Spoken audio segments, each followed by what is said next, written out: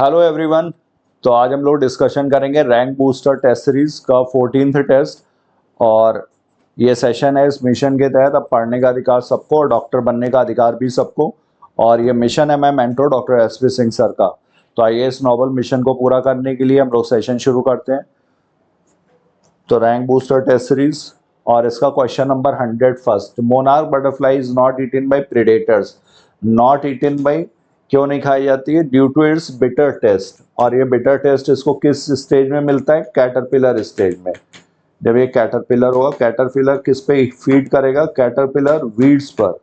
और वीड्स जो होते हैं ये टॉक्सिक सब्सटेंसेस रिलीज करेंगे कैटरपिलर में। एक्यूमुलेशन होगा टॉक्सिक सब्सटेंसेस का, जिसकी वजह से इसका बिटर टेस्ट होगा। और प्रेडेट, ये किसका एग्जाम्पल है? प्रेडेशन। प्रेडेशन टाइप का जो इंटरेक्शन होगा उसका एग्जाम्पल है। प्रेडेशन किस तरह का एग्जाम्पल है? प्लस और माइनस। प्रेडेटर का फायदा है, प्रे का नुकसान होता है यहाँ पर।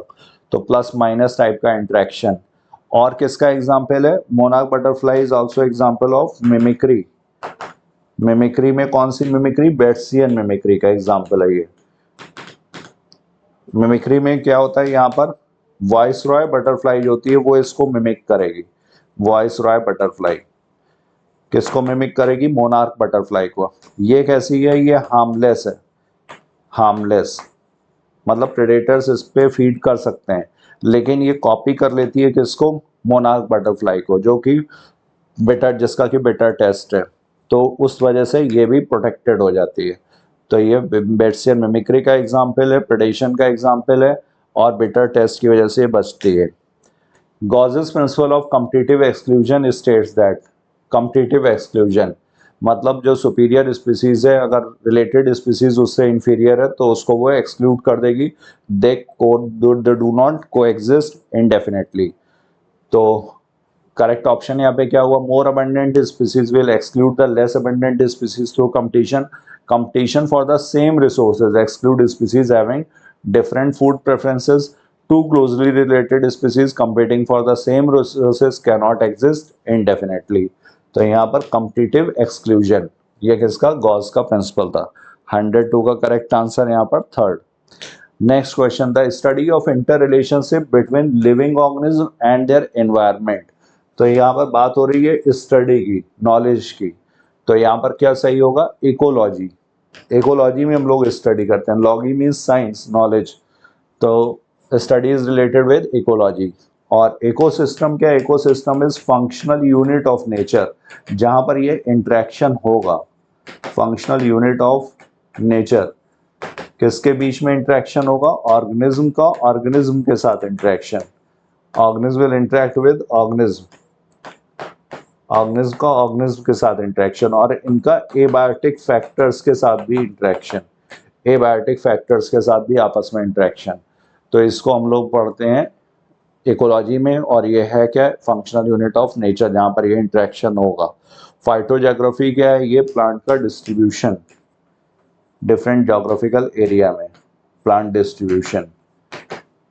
Phyto means plant, geography means distribution. Next, match the following and choose the correct combination from the options given below. तो यहाँ पर करेक्ट ऑप्शन क्या होगा? 104। तो इसमें म्यूचुअलिज्म, म्यूचुअलिज्म का एग्जांपल कौन सा हुआ? ऑर्किडोफरस and bee, pseudocopulation. Commensalism, commensalism किस में मिलेगा? Epiphytes on a mango branch. तो कमेंसलिज्म कैसा है? प्लस जीरो टाइप का इंटरेक्शन, एक का फायदा दूसरे का ना नुकसान ना फायदा। पैरासिटिज्म, पैरासिटिज्म किस में मिलेगा? Ticks on dog, parasitism. Parasitism में किसका? एक का फायदा है पैरासाइट का, और होस्ट का क्या होगा? नुकसान। कंपटीशन, कंपटीशन में क्या क्या है सा एग्जाम्पल? तो यहाँ पर बैलेनस एंड कैथेमेलस, ये कम्पिटिटिव रिलीज का भी एग्जाम्पल है और कम्पिटिटिव एक्सक्लूजन का भी। अगर बैलेनस इसको एक्सक्लूड कर देता है कैथेमेलस को, तो ये कम्पिटिटिव एक्सक्लूजन। प्रेडेशन, प्रेडेशन का एग्जाम्पल क्या हुआ? Sparrow and seed. तो यहाँ पर हार्बीवोर्स क्या है? प्रेडेटर्स हैं। तो फोर्थ, 104 का करेक्ट आंसर यहाँ पर fourth. Next question, select the right option in which 1, 2, 3 and 4 are correct. 1 2 3 और 4 यहाँ पर करेक्ट है। तो ये क्या हुआ,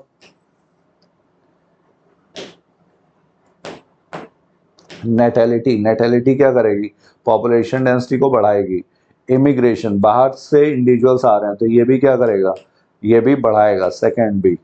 मॉर्टेलिटी, डेथ होगी तो ये माइनस करेगा पॉपुलेशन डेंसिटी को। ई माइग्रेशन, यहाँ से अगर इंडिविजुअल्स दूसरी जगह चले जाएं तो वो ई माइग्रेशन, वो भी माइनस। तो 1 इंक्रीज, 2 इंक्रीज, 3 एंड 4 डिक्रीज। तो 105 का करेक्ट आंसर यहाँ पर third, 105 is third. Next, what type of human population is represented by the following pyramid? तो यहाँ पर प्री रिप्रोडक्टिव और रिप्रोडक्टिव दो पॉपुलेशन पे आपको फोकस करना है इस तरह के क्वेश्चंस में, प्री रिप्रोडक्टिव और रिप्रोडक्टिव। अगर pre is equal to reproductive तो ये हो गया pre reproductive is equal to reproductive, तो ये हो जाएगा स्टेबल पॉपुलेशन। यहाँ पर क्या दिखा रहे हैं, प्री वाला कम है, ये प्री रिप्रोडक्टिव, ये कम दिखाया हुआ है रिप्रोडक्टिव से, तो ये कौन सा होगा, ये हो जाएगा एक्सपैंडिंग, वैनिशिंग, स्टेबल या डिक्लाइनिंग। तो 106 का करेक्ट आंसर यहाँ पर ये declining population. If pre is less than reproductive, अगर ये बराबर था तो ये था स्टेबल, और अगर pre is less than, pre reproductive is less than reproductive, reproductive ज्यादा है तो ये क्या हो जाएगा, ये डिक्लाइनिंग के लिए। और डिक्लाइनिंग पिरामिड का शेप कैसा होगा, शेप यहाँ पर कैसा होगा, आन शेप, सुराही के जैसा, आन shape. Next, the relation between species richness and area is described on A logarithmic scale bye the equation S is the species richness, A area, Z is the slope of the line, C is Y intercept। तो यहाँ पर log species और area के बीच में relationship क्या है, S is equal to C A to the power Z। अब इसी को अगर लॉग स्केल पर देखा जाए तो log S is equal to log C plus Z log A। तो यहाँ पे करेक्ट इक्वेशन क्या होगी, log S is equal to log C plus Z log A। और ये लाइन कैसा होगा, ये ग्राफ कैसा होगा, ये स्ट्रेट लाइन। 107 करेक्ट आंसर यहाँ पर 107 का third. Next, the age pyramid with broad base indicates, age pyramid with broad base, base इसका ब्रॉड है तो high percentage of old individuals, low percentage of young individuals, stable population, high percentage of young individuals. अगर base broad है, ये reproductive और इसके बाद ये पोस्ट रिप्रोडक्टिव, तो ये क्या होगा, एक्सपेंडिंग पॉपुलेशन होगी, और यहाँ पर high percentage of young individuals देखने को मिलेगा। तो 108 का करेक्ट आंसर यहाँ पर fourth. Next question, which is correctly labelled with respect to the given diagram. तो यहाँ पर करेक्ट लेबल पूछा गया है। तो ए यहाँ पर क्या है, कैरिंग कैपेसिटी, ए क्या है, this is carrying capacity, carrying capacity. B क्या है, exponential growth equation, J shape है ये, तो exponential growth equation, D N upon D T is equal to R N. और ये क्या, लॉजिस्टिक ग्रोथ इक्वेशन, वेयरहाउस पर logistic growth equation, D N upon D T is equal to R N K minus N upon K. तो B हो गया यहाँ पर logistic curve गलत दिया हुआ है, बी एक्सपोनेंशियल है। और सी कैरिंग कैपेसिटी, सी यहाँ पर कैरिंग कैपेसिटी, ये भी गलत है। सी एक्सपोनेंशियल कर्व, ये भी गलत। और ए कैरिंग कैपेसिटी, तो ए इज कैरिंग कैपेसिटी, ये सही है। कैरिंग कैपेसिटी क्या, जो मैक्सिमम पॉपुलेशन एक नेचर सपोर्ट कर सकता है, तो ये मैक्सिमम पॉपुलेशन। और ये क्या हुआ, ये पॉइंट एसिम्पटोट, एसिम्पटोट जहाँ पर ये पॉपुलेशन डेंसिटी कैरिंग कैपेसिटी के बराबर पहुंच जाएगी, तो इसको बोला जाएगा एसिम्पटोट। तो 109 का करेक्ट आंसर क्या हुआ, fourth. Next question, a logistic growth curve depicting a population that is limited by a definite carrying capacity is shaped like the letter. तो यहाँ पर कैरिंग कैपेसिटी इसको लिमिट कर रहा है, सीमित कर रहा है, तो ये पॉपुलेशन मैक्सिमम यहाँ तक पहुँच पाएगी। तो ये कौन सा कर्व हुआ, एस शेप कर्व हुआ। और इसी को सिग्मॉइड कर्व बोला जाएगा। किस में मिलेगा? लॉजिस्टिक ग्रोथ इक्वेशन में। तो 110 इज 4। तो next question, logistic population growth is express by the equation और the carrying capacity for a given population be represented by the equation. तो dn upon dt rn k minus n upon k, ये 1 minus n upon k, dn upon dt is equal to rn 1 minus n upon k, इस तरह से भी लिख सकते हैं, या k minus n upon k। तो फोर्थ ये इक्वेशन यहाँ पे सही है। dn upon dt is equal to rn, ये एक्सपोनेंशियल इक्वेशन दी हुई है और इसी का इंटीग्रल फॉर्म जो होगा वो nt is equal to n naught e raise to power rt। ये एक्सपोनेंशियल इंटीग्रल फॉर्म हो गया, ये एक्सपोनेंशियल इक्वेशन हो गई और ये हो गई लॉजिस्टिक ग्रोथ। ये यहाँ पे गलत है क्योंकि यहाँ पर dn upon dt rn n k upon n लिखा हुआ, minus k minus n upon k होना चाहिए था। यहाँ पर भी dn अपॉन dt होना चाहिए था। तो fourth. Next, match list 1 with list 2 and choose the correct option. तो 112 का करेक्ट ऑप्शन यहाँ पर क्या होगा? 112 में पैसिफिक सैल्मन फिश, ये क्या है? ये ये large number of small size breeds only once in lifetime, सिर्फ एक बार ब्रीडिंग होगी। N T is equal to N naught e raise to power R T, ये क्या है? ये exponential growth equation. Oyster, large number of small size offspring, large number of offsprings produce करेगा लेकिन साइज कैसा होगा? स्मॉल होगा। Correct. D N upon D T R N K minus N upon के, ये क्या है? वेरल्स पर लॉजिस्टिक ग्रोथ इक्वेशन। तो ए का सेकंड, बी का थर्ड, सी का फोर्थ और डी का फर्स्ट। तो 112 का करेक्ट आंसर क्या हुआ? Fourth. High growth at the time of exponential phase of human population, growth curve is due to. तो high birth and death rate, birth rate तो बढ़ाएगा, डेथ रेट इसको क्या कर देगा? कम कर देगा। High birth and low death rate, तो ये दोनों ही बढ़ाएंगे, हाई बर्थ रेट भी बढ़ाएगा और लो डेथ रेट भी है, तो ये भी ग्रोथ कर्व को बढ़ाएगा, exponential phase. Low birth and high death rate, अगर लो बर्थ रेट लो है तो यहाँ पर तो कम हो गई, लो बर्थ है तो यहाँ पर भी कम होगा। तो करेक्ट आंसर इसका क्या होगा? 113 is second. Next, a biologist studied the population of rats in a barn. He found that the average natality was 250, average mortality 240, immigration कितना था? 20, immigration 30। तो हम लोगों को पता है b प्लस आई ये बढ़ाते हैं, माइनस d प्लस ई, डेथ प्लस इमाइग्रेशन ये कम करेगा। तो अगर बर्थ प्लस इमिग्रेशन देखा जाए तो ये कितना है? ये है 250, नेटेलिटी दी हुई है 250 और इमिग्रेशन दे रहे हैं 20, माइनस डी प्लस ई अगर देखा जाए तो यहाँ पर डी कितना है?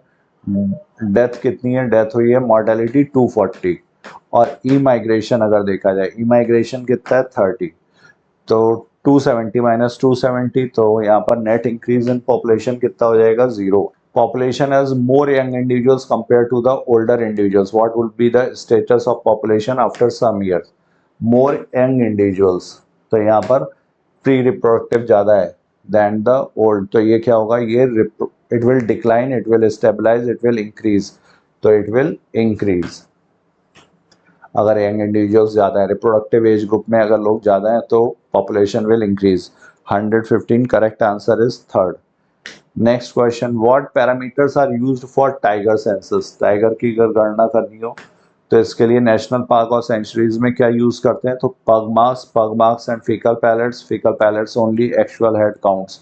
तो यहाँ पर पग मार्क्स और फीकल पैलेट्स ये हर टाइगर के अलग अलग होंगे। Next, which of the following would necessarily decrease the density of a population in a given habitat? कौन सा necessarily decrease करेगा density of a population in a given habitat? Natality is more than mortality, immigration is more than immigration, mortality and immigration, natality and immigration would necessarily decrease the density। तो natality अगर ज़्यादा है, birth rate ज़्यादा है तो ये बढ़ाएगा। Immigration अगर ज़्यादा है ये भी बढ़ा देगा। इमिग्रेशन मतलब बाहर से इंडिविजुअल्स उस पॉपुलेशन में आ रहे हैं। Mortality and E migration, mortality death rate, immigration, वहां से जो लोग जा रहे हैं, तो ये दोनों चीजें डिक्रीज करेंगी। 117 is third. Protozoan reproduces by binary fission. What will be the number of protozoans in its population after 6 generation? तो 2 raised to power n इससे कैलकुलेट किया जाएगा, और 6 जनरेशन के बाद बोल रहे हैं तो 2 raised to power 6, और 2 raised to power 6 कितना आएगा? 2 into 2 into 4 into 2 8, 8 into 2 16, 16 into 2 32, और 32 118 का कितना आंसर आ रहा है? 118 32 into 2 64, तो 2 raised to power 6, 2 को मल्टीप्लाई कर लेंगे 6 times. The following graph depicts changes in 2 populations A and B of herbivores in a grassy field. Possible reason for this is that, तो यहाँ पर number of organism A population के क्या हुए हैं? डिक्रीज कर गए हैं, और बी के इंक्रीज किए हैं। तो population B competed more successfully for food than population A. Population B जो है वो सक्सेसफुली कम्पीट कर रही है, तो ये यहाँ पर सही है, पॉपुलेशन बी का नंबर बढ़ गया तभी for than population A. 119 is first. Next question, A cuckoo laying eggs in the nest of other species of birds is an example of, तो कोयल जो होती है अपने अंडे किसमें? क्रो के नेस्ट में देती है, और एक इसका एग्जाम्पल है ये brood parasitism. This is example of brood parasitism. Next, at a given time in a forest 900 deers are found, 100 deers can be accommodated, then 1000 is, अगर 900 थे और इसमें 100 और एकोमोडेट हो सकते हैं, टोटल कितने हो सकते हैं? 1000। तो इसको क्या बोला जाएगा? 1000 को क्या बोला जाएगा? Population carrying capacity, mortality, maximum natality, realise natality. तो नेटेलिटी हो गई बर्थ रेट, मोर्टेलिटी हो गई डेथ रेट, और मैक्सिमम कितना है? 1000 तक पहुंच सकता, तो ये क्या होगा? ये कैरिंग कैपेसिटी। 100 इसमें अकोमोडेट किए जा सकते थे, इससे ज़्यादा नहीं, तो इसका मतलब 1000 क्या हो गई? इसकी कैरिंग कैपेसिटी। कैरिंग कैपेसिटी क्या होती है? नेचर की वो क्षमता जो मैक्सिमम पॉपुलेशन को सपोर्ट कर सकता है, तो यहाँ पर carrying capacity. 121 is first. Next question, pyramid of energy in A pond ecosystem is always, pond ecosystem में पिरामिड ऑफ एनर्जी कैसा होगा? हमेशा अपराइट। एनर्जी वैसे भी एनर्जी, पिरामिड ऑफ एनर्जी हमेशा एक अपराइट ही होगा, चाहे वो पॉन्ड का हो या किसी और का। क्यों? क्योंकि 10% एनर्जी ट्रांसफर होगी और हमेशा लॉस होगा, तो यूनिडायरेक्शनल होगा फ्लो, और ये हमेशा अपराइट होगा। सबसे ज़्यादा कहाँ पर होगी? नीचे वाले ट्रॉफिक लेवल पर, प्रोड्यूसर लेवल पर, उसके ऊपर जाने पर ये कम होती जाएगी, तो ये कैसा मिलेगा? Upright always. तो 122 is second. Next, earthworm is a top carnivore, secondary consumer, tertiary consumer या डेट्रीवोर्स। तो ये क्या करता है? ये फ्रैगमेंट्स में बदल देगा ऑर्गेनिक मैटर को, फ्रैगमेंटेशन। डेट्रीवोर्स, ये किस में आएगा? डेट्रीवोर्स में, डेट्रीटस पे फीड करेगा, डेड ऑर्गेनिक मैटर पे। If 20 joule of energy is trapped at producer level, then how much energy will be available to peacock as food in the following chain. तो 20 जूल किस पे है? प्रोड्यूसर लेवल पर 20 joule, ये producer 10% transfer होती है, तो 2 जूल यहाँ पर स्नेक पे 0.2 पहुंचा, और यहाँ पर कितना? 0.02, तो आंसर कितना हुआ? 0.02 joule. 124th is second.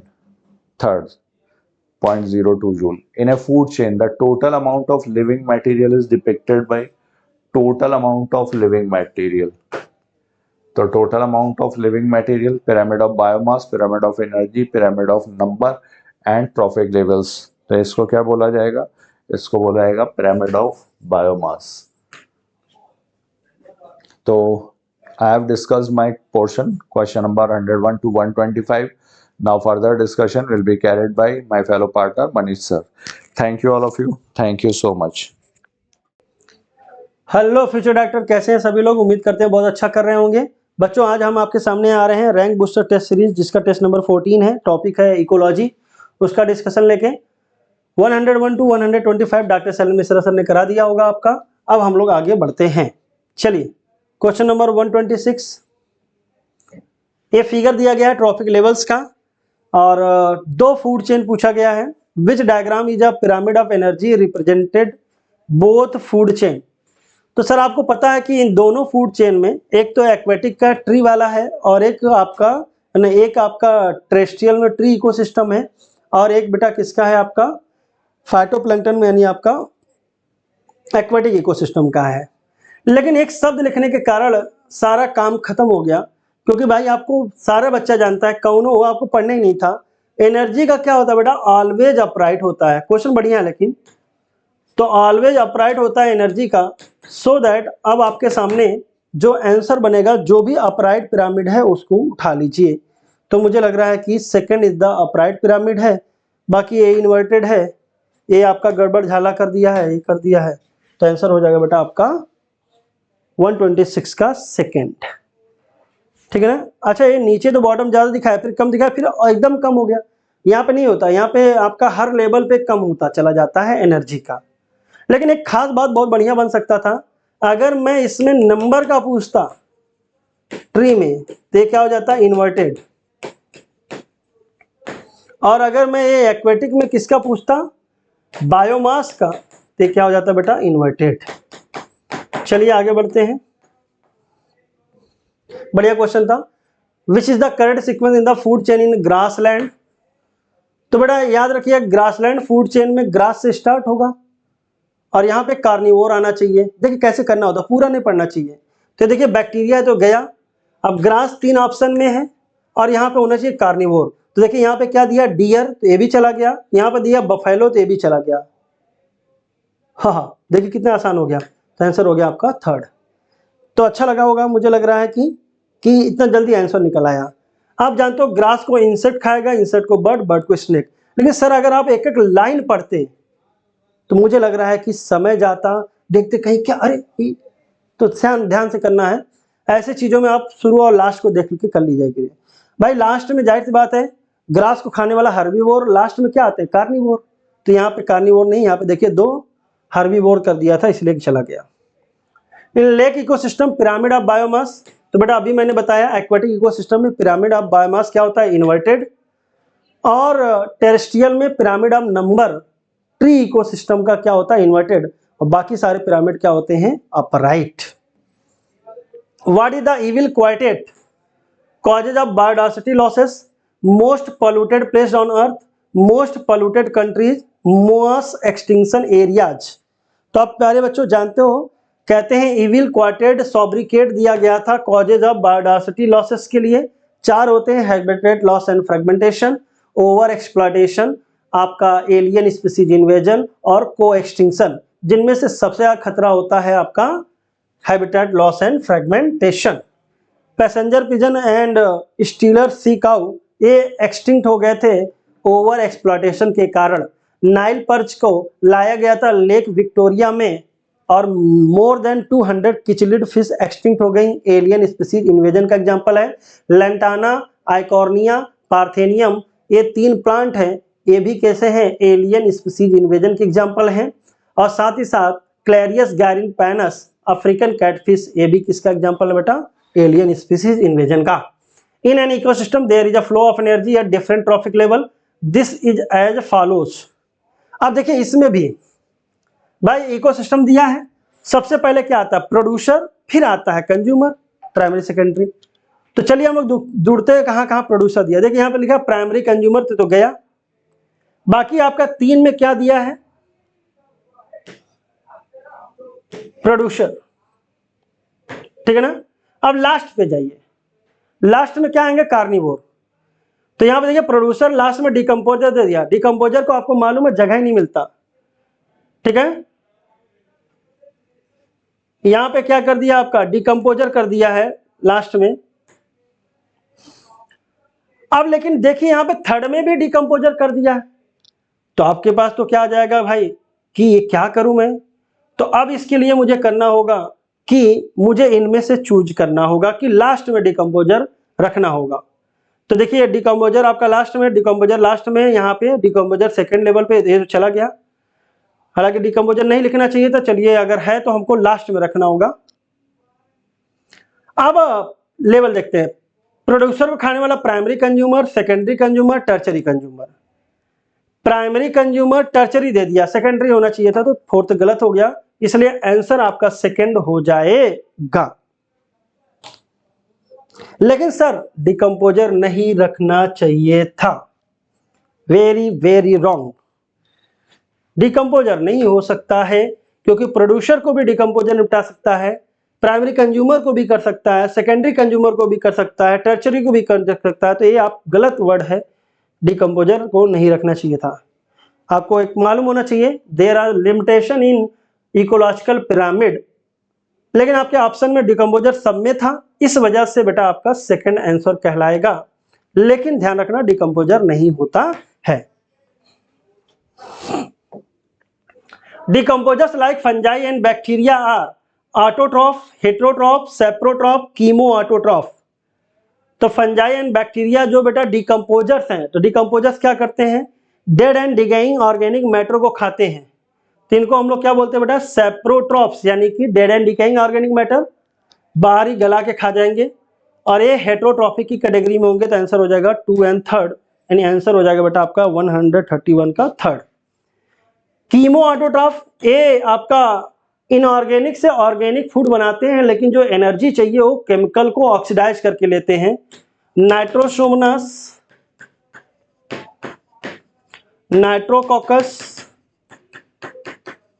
And Nitrobacter, ये बेटा आते हैं कीमो ऑटोट्रॉफ की कैटेगरी में। चलिए अगला question, the process of mineralisation by micro organism help in the release of. तो मिनरलाइजेशन मतलब मिनरल निकलना, तो मिनरल्स इनऑर्गेनिक होगा तो इनऑर्गेनिक न्यूट्रिएंट फ्रॉम ह्यूमस सही है, ऑर्गेनिक इनऑर्गेनिक चला गया, ऑर्गेनिक चला गया, डेट्राइटस नहीं होगा, ह्यूमस से निकलेगा। सीक्वेंस होता है fragmentation, leaching, catabolism, humification and mineralisation, इस सॉइल में होता है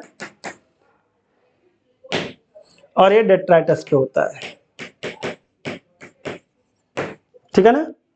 चलिए, productivity the rate of production of biomass express in terms. जैसे सर प्रोडक्टिविटी आ जाए, रेट आ जाए, तो पर यूनिट टाइम देखना चाहिए, और इसको हम लोग एनर्जी के में भी नापते हैं और बेटा आपका वेट के टर्म में भी। तो किलो कैलोरी पर मीटर स्क्वायर होना चाहिए, एरिया का क्या होता है स्क्वायर, इसलिए गया। ग्राम पर मीटर स्क्वायर पर ईयर सही है, ग्राम ये गलत हो गया। किलो कैलोरी पर मीटर स्क्वायर पर ईयर ये भी सही हो गया, तो हो जाएगा सेकेंड एंड फोर्थ। तो 133 इज द थर्ड, ठीक है ना। तो सेकेंड एंड फोर्थ सही हो गया।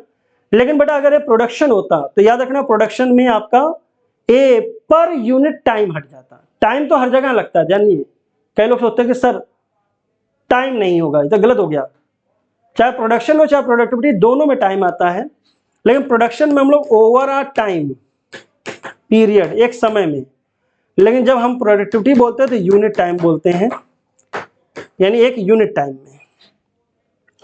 Inverted pyramid of biomass can be found in ecosystem. तो बेटा अभी मैंने बताया, ये पा जाएगा एक्वेटिक यानी कि मरीन हो गया, जबकि फॉरेस्ट और ट्री में नंबर का क्या होता है, इन्वर्टेड होता है। और ज्यादातर पिरामिड कैसे होते हैं बेटा, upright. Pyramid of number is always upright, always सब तो आएगा नहीं, खाली एनर्जी में आता है, आइदर अपराइट और इन्वर्टेड। और इनमें भी अगर वर्ड होता तो मोस्टली अपराइट, ज्यादातर अपराइट होंगे, लेकिन ट्री इकोसिस्टम वाला क्या हो जाएगा, इन्वर्टेड। अगला क्वेश्चन है, approximately how much of the solar energy that falls on the leaves of a plant is converted to chemical energy by photosynthesis। तो कहते हैं कि ध्यान से देखना, how much of the solar energy मतलब टोटल का, तो भाई टोटल का कितना होता है, 1 से पार का कितना होता है, 2 से 10, ठीक है ना। तो approximately how much of the solar energy that fall on the leaves a plant is converted to chemical energy by photosynthesis. तो हो जाएगा बेटा 2 से 10%। लेकिन यहां पे बेटा एक लाइन यूज करना चाहिए था कि कौन सी सोलर एनर्जी, क्योंकि बेटा अगर टोटल इंसिडेंट पूछोगे तो 1 से 5% हो जाएगा, ठीक है ना। तो ये आपका डेटा तो भाई 1 से 5% वाला नहीं दिया था, इसलिए चल तो गया, लेकिन यहाँ पे लिखना चाहिए था कि फोटो पार का पूछ रहे हैं कि टोटल का। The important step in the process of decomposition are, तो अभी बताया तो मैंने, fragmentation, leaching, catabolism, mineralisation and humification. तो आपका सारे हो जाएंगे बेटा। सीक्वेंस तो कुछ होता नहीं है, लेकिन अगर सीक्वेंस मानना है तो fragmentation, leaching, catabolism, humification and mineralisation ये सॉइल में होगा और ये डेट्राइटस पे होगा, ठीक है ना। चलिए अगला question. Pyramid of energy is always upright but can be inverted. तो भैया पहले गलत हो गया, क्यों? क्योंकि ऑलवेज अपराइट होता है, लेकिन लिख रहा है कि अपराइट भी है इन्वर्टेड भी है, तो गलत हो गया। और जैसे ही अगर असर्शन गलत हो जाए तो आपको मालूम है कि एक ऑप्शन ऐसा होता है थर्ड, जिसमें असर्शन इज फास्ट होता है, रीजन पढ़ने की जरूरत नहीं होती है, लेकिन एक बार नजर ऑप्शन में देख लेना। When energy flow from a particle trophic level, when energy flow from a particular trophic level to next trophic level, some energy is always lost as heat at each step। तो true हो गया। 10% होता है, लिंडेमान साहब ने दिया था। IUCN 2004 के according number of plant and animals described so far. तो बेटा IUCN 2004 बोलता है कि स्लाइटली मोर देन 1.5 मिलियन अभी तक हम लोग क्या कर चुके हैं, रिकॉर्ड कर चुके हैं। लेकिन बेटा अगर लिविंग वन का डेटा आ जाएगा तो 1.7 टू 1.8 मिलियन वहां पे डेटा का रेंज भी बता दिया गया है। कई लोगों ने अनुमान लगाया कि जो स्पीसीज हैं अर्थ पे वो है 15 million species might be present, कहते हैं। ये एक्सट्रीम एस्टिमेट है, लेकिन रॉबर्ट मे साहब थे, इन्होंने एस्टिमेशन लगाया था 7 मिलियन, जो साइंटिफिकली साउंड था, मतलब सही माना गया था। Find the wrongly matched pair lungs of planet Amazonian rainforest 20% of oxygen. Wrong पूछा है इसलिए आपका सही है तो नहीं हो जाएगा। Endemism species confined to one region and also found in other region, यही गलत हो गया। एंडेमिज्म होता है स्पीसीज खाली उसी एरिया को पाया जाए एंड नॉट फाउंड एल्सवेयर, और कहीं ना मिले। हॉट स्पॉट ऐसा एरिया जो हाई स्पीसीज रिचनेस वाले होते हैं, ट्रू है। एलियन स्पीसीज इन्वेजन में क्लैरियस गैरीपाइनस अफ्रीकन कैटफिश थ्रेट था इंडाइजिनस कैटफिश के लिए। कहते हैं biodiversity hot spot high species richness and high degree of endemism को शो करते हैं। शुरू में बेटा आपके 25 थे हॉट स्पॉट, बाद में 9 ऐड कर लिए गए, टोटल हो गए 34, जिनमें से इंडिया में हॉट स्पॉट होते हैं 3, Indo Burma and Himalaya, western Ghat and Sri Lanka.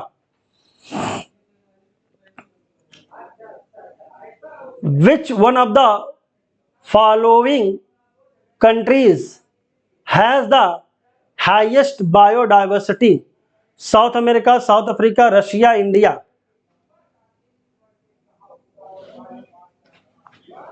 तो बेटा अगर आपने देखा होगा कि Amazonian rain forest south America, Brazil, और इसी को बोलते हैं सबसे ज्यादा, इसका डेटा भी आपको याद होना चाहिए, 28,000 मछलियां, sorry 40,000 plants, 3,000 fishes, 427 mammals and amphibia, 378 reptiles and 1.2.5 lakh invertebrate. Amazonian rain forest का डेटा याद होना चाहिए। विच of the following is not a cause of loss of biodiversity. तो इविल क्वार्टेट में क्या क्या था, habitat loss and fragmentation, alien species invasion, over exploitation. तो ये 3 हो जाएंगे। लेकिन अगर इनको बचाना था तो बचाने के 2 तरीके थे, in situ and ex situ. तो कंजर्वेशन मेथड है, zoological park, botanical garden, wildlife safaris, seed bank, pollen bank, gene bank, sperm bank, ये सब एक्स सीटू कंजर्वेशन में आते हैं। National park, biosphere reserve, wildlife sanctuary, sacred groves, ये आते हैं in situ conservation. Which of the following is not an invasive alien species in the Indian context. तो बाहर से कौन नहीं आया है, तो लैंटाना कमारा, पार्थेनियम आइकॉर्निया ये आए थे। साइनोडॉन डैक्टिलियन, ये पूरा नाम होता है साइनोडॉन डैक्टिलियन, ये होता है बेटा दूब ग्रास, जो आपके जमीन पे उगती है, ये तो आपका इंडाजिनस है। Which one of the following is not a major characteristic feature of biodiversity hotspot? चलिए जवाब दीजिए। तो large number of species, abundance of endemic species, mostly located in the tropics, mostly located in the polar area में तो biodiversity सबसे कम पाई जाती है, तो इसलिए आपका ये आपका गलत हो जाएगा।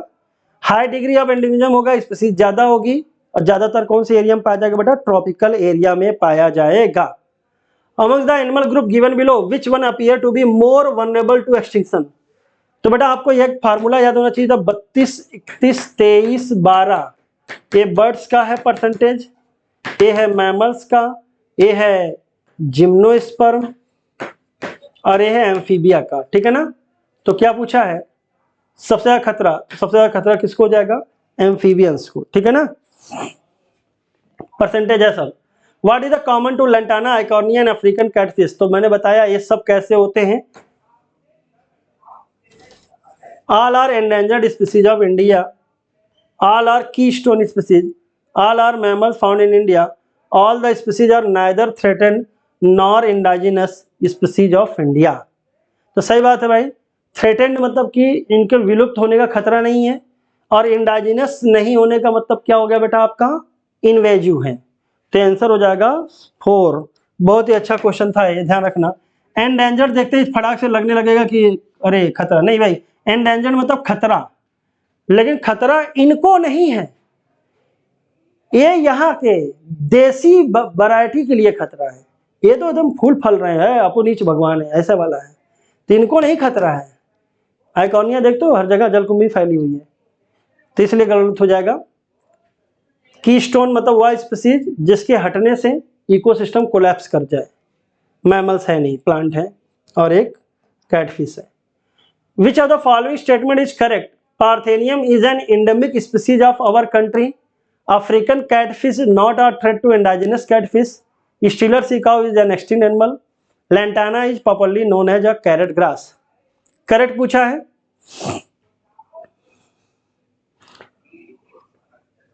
Yes right. तो Steller sea cow of Russia passenger pigeon over exploitation से एक्सटिंक्ट हो चुकी थी। थाइलासिन ऑस्ट्रेलिया में एक्सटिंक्ट हो गई है। डोडो मॉरिशस की है। बाली जवान कैस्पियन टाइगर की सब स्पीसीज है।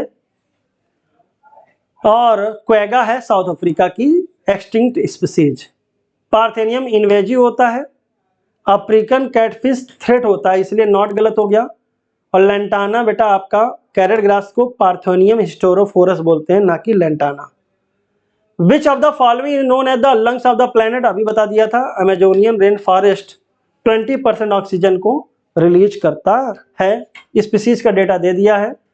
The active chemical drug reserpine is obtained from, तो राइफोल्फिया वोमिटोरिया, और ये दिखाता है बेटा आपका genetic diversity. Which one of the following group exhibit more species diversity? तो बेटा अगर बात किया जाएगा, आपका एक पाई चार्ट मिलेगा, वहां पे एल्गी, जिम्नो, एंजियोस्पर्म सब देगा। तो एल्गी, ब्रायो, फंजाई, जिम्नो में सबसे ज्यादा फंजाई होता है, और उससे भी ज्यादा कौन होता है बेटा आपका एंजियोस्पर्म, ठीक है ना। तो फंजाई और एंजियोस्पर्म दोनों में भी ज्यादा कौन होगा? एंजियोस्पर्म। ये रहा बेटा डिस्कशन। अब 151 से कराएंगे आपको Sangam sir. Thank you so much. Good evening बच्चा लोग। तो बेटा हम लोग अब मिशन को आगे बढ़ाएं और क्वेश्चन नंबर 151 पर पहुंचे। बेटा देखते हैं जरा 151 को, which is the best method of germ pliers conservation. बेटा इनमें से कौन सी अप्रोच जर्म प्लास कंजर्वेशन कहलाती है? तो बेटा जर्म प्लास कंजर्वेशन वो मेथड है जिसमें हम लोग जर्म प्लास को कलेक्ट करते हैं, और it is a process of banking. और इस बैंकिंग की प्रोसेस में हम लोगों ने बात करी थी बेटा, सीड को प्रिजर्व करके रखा था, गेमीट को प्रिजर्व करके रखा था, और जीन को प्रिजर्व करके रखा था। ये सारे मेथड कहलाते हैं बेटा सीड बैंकिंग। अब जरा याद करें, wild life sanctuary, sacred group, और याद आ जाए कि भैया ये जो बैंकिंग प्रोसीजर था, इसे प्रिजर्व करने के लिए हम लोगों ने जिस मेथड का सहारा लिया था, इसे क्रायो प्रिजर्वेशन कहा था। और बेटा cryo preservation low temperature treatment, low temperature preservation है और इसे रखते हैं लिक्विड नाइट्रोजन में और इसका टेम्परेचर 196 डिग्री सेंटीग्रेड। ये सारी बातें ऑलरेडी डिस्कस करी जा चुकी हैं। और बेटा this is method belongs to ex-situ conservation और ये ex-situ कंजर्वेशन की अप्रोच है। तो आंसर तो हो गया बेटा seed bank, national wild life sanctuary, sacred group, national park, ये सब इन सीटू कंजर्वेशन की अप्रोच है, इन सीटू कंजर्वेशन की मेथड है।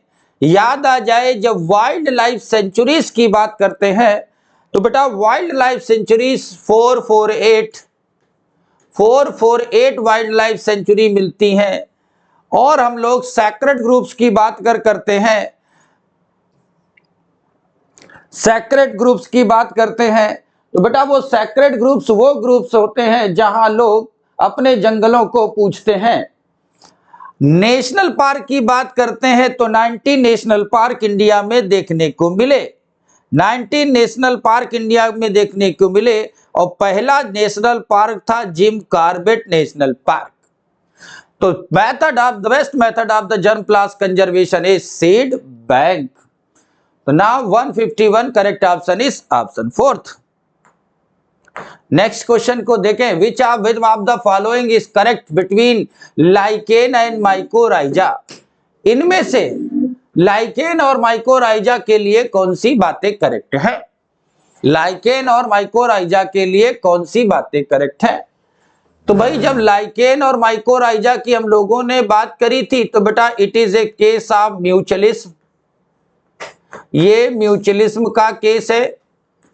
म्यूचुअलिज्म में हमें सिम्बियोटिक रिलेशनशिप देखने को मिलती है, सिम्बियोटिक रिलेशनशिप देखने को मिलती है और ये जो सिम्बियोटिक रिलेशनशिप देखने को मिलती है ये को एवोल्यूशन प्रमोट करती है। इस केस में दोनों पार्टनर बेटा पॉजिटिव होते हैं, दोनों को लाभ मिलता है, कोई नुकसान में नहीं जाता। अब जरा लाइकेन के एसोसिएशन की बात करें तो lichen is a symbiotic association of algae and fungus. और बेटा माइकोराइजा की बात करें तो higher plant root plus fungus. आइए जरा इन पॉइंट्स की बेसिस पर देखें। Both are a example of mutualism, it is true. Both are symbiotic association, it is true.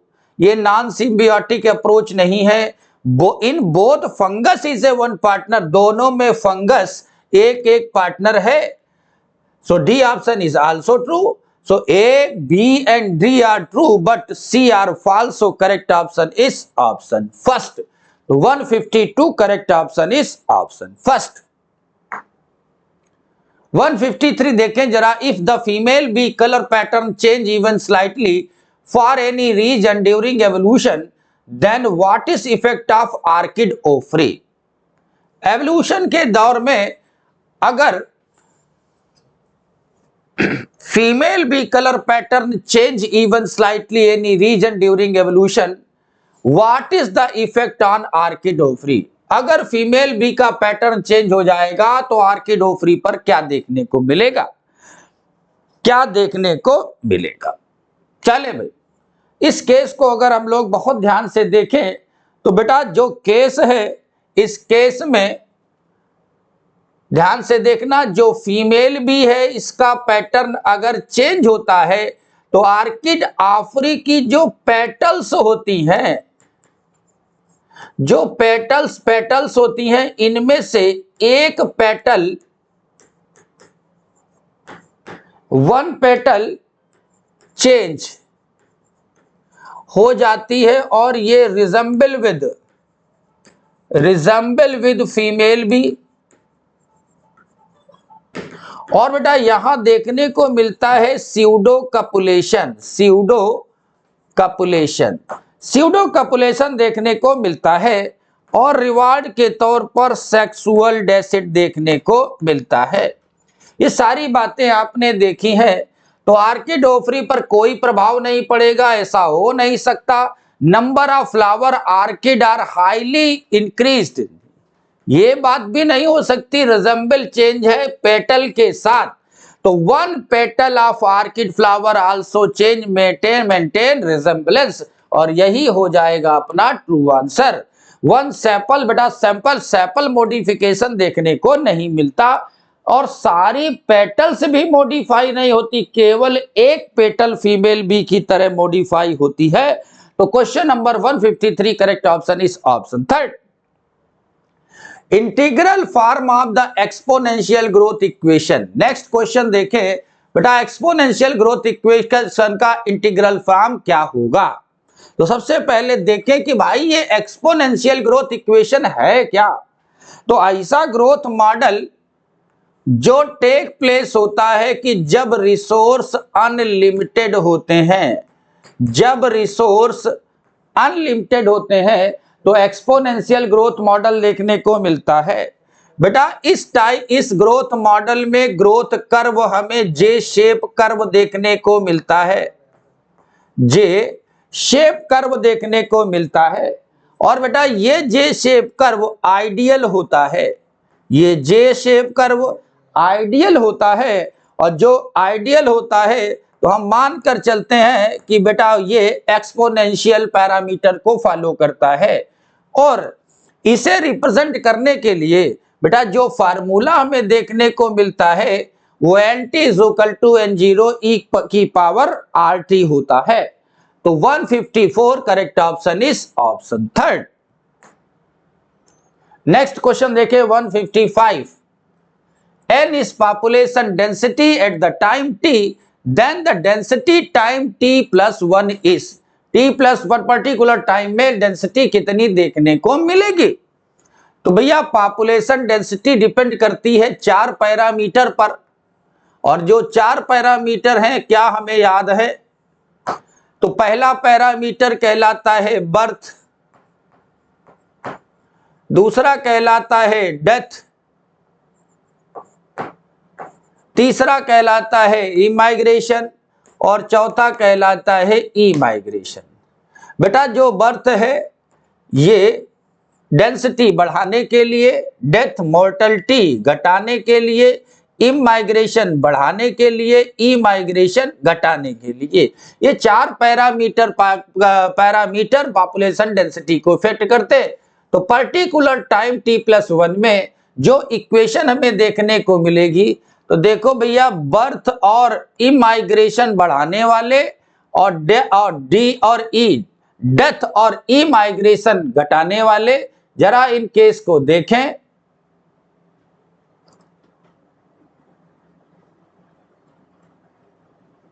ठीक, ध्यान से देखना, ये 2 वाला कंफ्यूजन कर रहा है, 3rd वाला ऑप्शन कंफ्यूजन कर रहा है, तो फोकस हम लोग यहां पर करेंगे।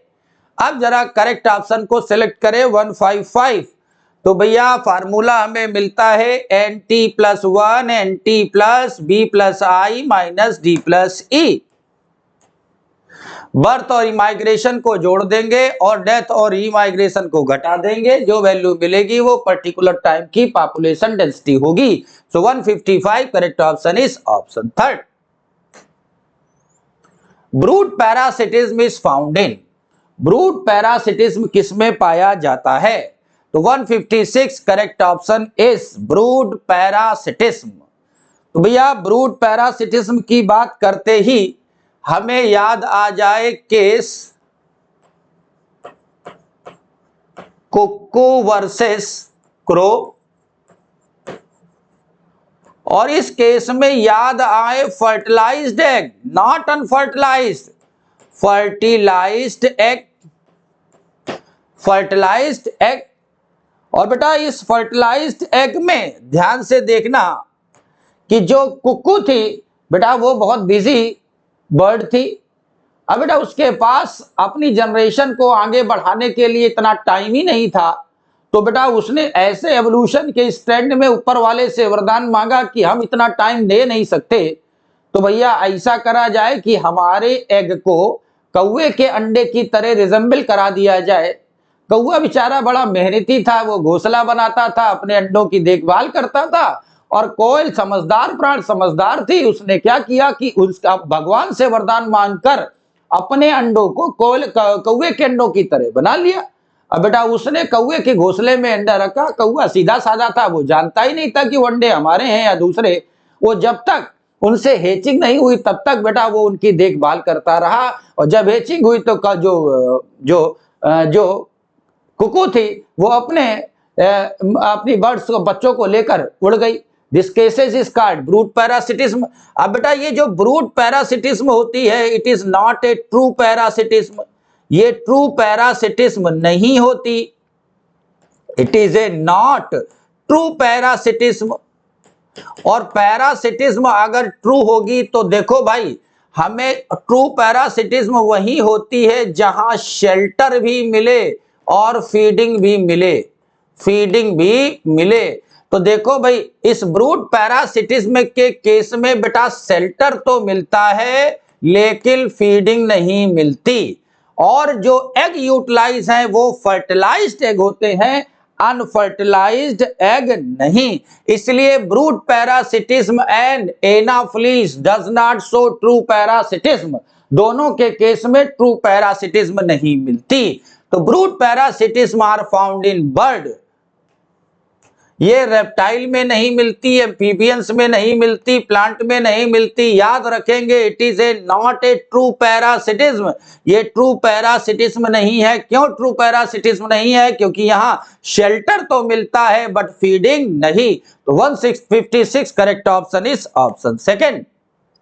Warblers resource partitioning was explained by whom? किसने वार्बलर्स में रिसोर्स पार्टीशनिंग को एक्सप्लेन किया? किसने वार्बलर्स में रिसोर्स पार्टीशनिंग को एक्सप्लेन किया? Question number 157। चलो भाई ध्यान से देखें, warblers resource partitioning explained by MacArthur. MacArthur ने इसे एक्सप्लेन किया और उन्होंने बताया कि एक पेड़ पर 5 स्पीसीज ऑफ वार्बलर्स पाई जाती हैं, वार्बलर्स पाई जाती हैं। और बेटा मैक आर्थर ने गॉस की चुनौती को स्वीकार किया था।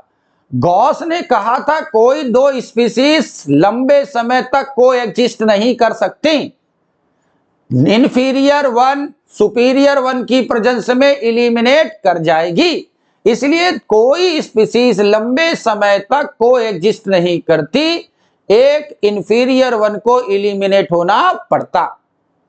मैक आर्थर ने गॉस की इस चुनौती को स्वीकार किया और उन्होंने कहा कि आपका रूल सही नहीं है। हर परिस्थिति में ऐसा देखने को नहीं मिलता। हमने देखा है कि एक पेड़ पर वार्बलर्स की 5 स्पीसीज बहुत समय से पाई जा रही हैं, कोई भी स्पीसीज कंप्लीटली विप्ड आउट नहीं है, एलिमिनेट नहीं है। क्यों नहीं होती? क्योंकि उन्होंने एडाप्टेशन से क्या किया है? Resource partitioning, resource partitioning. और बेटा सबने बैठकर अपनी मीटिंग कर ली थी और अपने रिसोर्स को बांट लिया था कि जो वार्बलर्स की 5 स्पीसीज थी उन्होंने अपने आप को 5 ग्रुपों में बांटा और डिसाइड कर लिया कौन सुबह खाएगा, दोपहर, शाम, रात खाने के टाइमिंग को बांट लिया। और प्लांट पर जो रिसोर्स है, कोई पत्ती खाएगा, कोई ब्रांच खाएगा, कोई अदर थिंग्स को खाएगा, ऐसे करके रिसोर्स पार्टीशनिंग कर ली। उन्होंने कहा कि पांचों की पांचों स्पीसीज आज भी प्लांट पर एग्जिस्ट करती हैं, कोई एलिमिनेट नहीं हुआ। This method is called as resource partitioning.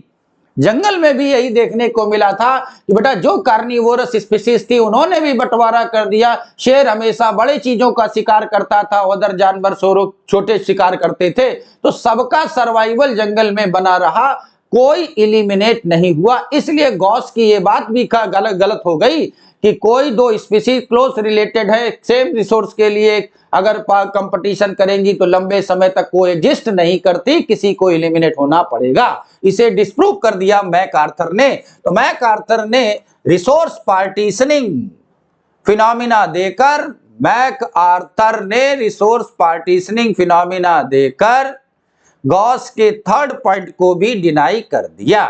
बेटा गॉस को गॉस एक्सक्लूशन प्रिंसिपल के तौर पर याद रखते हैं, कॉर्नेल को फील्ड एलिगेंट एक्सपेरिमेंट के तौर पर याद रखते हैं और डेविड टिलमैन को आउटडोर प्लॉट एक्सपेरिमेंट के लिए याद रखते हैं। तो 157 correct option is option third. चले next question 158।